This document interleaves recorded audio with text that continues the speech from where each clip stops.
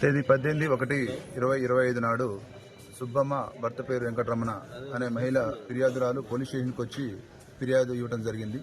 ఆమెకి ముగ్గురు కుమార్తెలు సంతానము. పెద్ద కుమార్తె అయిన మాధవిని సుమారు 13 సంవత్సరాల క్రితము గురుమూర్తి అనే వ్యక్తికిచ్చి మ్యారేజ్ చేయడం జరిగింది. వీళ్ళిద్దరిది కూడా ప్రకాశం డిస్టిక్. గురుమూర్తి అనే వ్యక్తి ఆర్మీలో పనిచేసి రిటైర్ అయి ప్రస్తుతం కంచన్బాగులో సెక్యూరిటీ గార్డ్గా పనిచేస్తుండ్రు. గత 5 సంవత్సరాలుగా మన వెంకటేశ్వర కాలనీ జిల్లెలగూడలో ఉంటుండ్రు.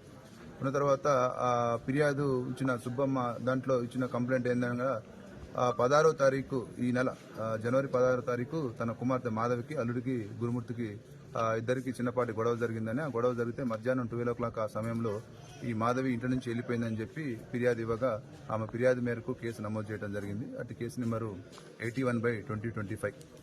అటు కేసు విచారణలో ఉంది, దర్యాప్తు చేస్తున్నాము.